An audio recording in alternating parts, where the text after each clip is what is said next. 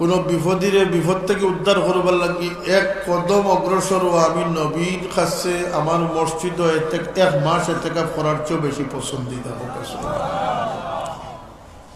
অর্থাৎ মানুষ অগ্রসর হইবার লাগিয়ে আল্লাহর বন্দেগী আমরা আটকিয়ার না, আল্লাহর বন্দেগী নমাজ রোজা মাশাআল্লাহ মানুষের করতে নিয়ত যদি খালিস হয় এটা আল্লাহর হক।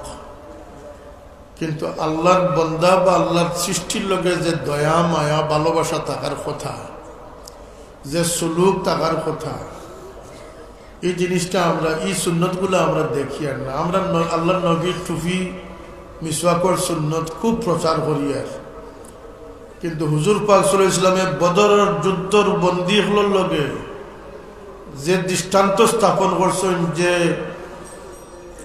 আল্লাহর হাবিবে যে বদান্যতা দেখাইছেন, উদারতা দেখাইছেন, সারা দুনিয়ার মানবাধিকার একত্রিত করলে রাসূলুল্লাহ একদিনের মানবাধিকার রাসূলুল্লাহ বাড়ি হইবে।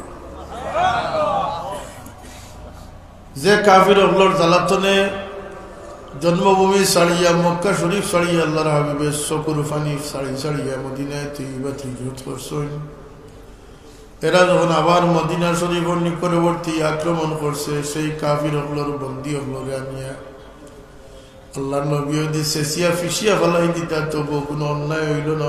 কথা আছেন না আছে না, যুদ্ধবন্দী। কিন্তু শর্ত এখতিয়ার দেওয়ার পরেও যারা ইমান কবুল করছে না, ও ধরনের দুশ্মন বন্দী 70 জন বান্দা মসজিদে নববীত। তো রাসূলুল্লাহ সাল্লাল্লাহু আলাইহি ওয়াসাল্লাম সাহাবী হল ডাকিয়া হইল, সাহাবী হল গড় খানি স্বাভাবিক তা হোক আর বালাটা হোক, বালাটা আনিয়া তারা লাগে তুমি নাম হরি দেখ। কোনো মতে নিজের উড়নের খবর রাখিয়া বাকি বিছনাপত্র আনিয়ে তারা লাগে তুমি দিন দেও।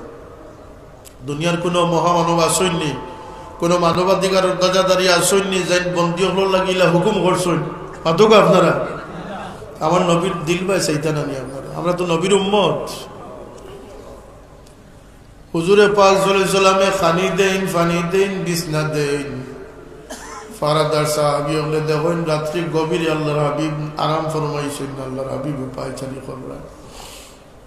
জিজ্ঞাসা ইয়া রাসূলুল্লাহ, তো রাত্র হইছে আপনি আরাম ফরমাইছেন নানি? কইনবার 70 জন মানুষ রে আমার মসজিদে বন্দী রাখিয়া আমি কিভাবে ঘুমাই? ওয়া ইয়া রাসূলুল্লাহ রাহমাতুল লিল আলামিন ওয়া মা আরসালনাকা ইল্লা রাহমাতুল লিল আলামিন, কিভাবে আমি 70 জন বন্দী বান্ধিয়ে তুই আমি ঘুমাই? আল্লাহর নবীর সেই দিলের কৈফিয়ত, সেই মিজাজ, সেই দয়া আজকে উম্মতের কাছে যদি কিঞ্চিত পরিমাণ আমার কাছে থাকতো, এই ওয়াজের দরকার আছিল না। বরং এই দেশ না সারা দুনিয়া ইসলামের সৌন্দর্য মণ্ডিত হয়ে গেল। কথা সত্য না সত্য না? আল্লাহ আমরা দুনিয়ার দিস আখেরাতর কামিয়াবি হাসিল করবার লাগিয়া, উপযুক্ত হইবার লাগিয়া।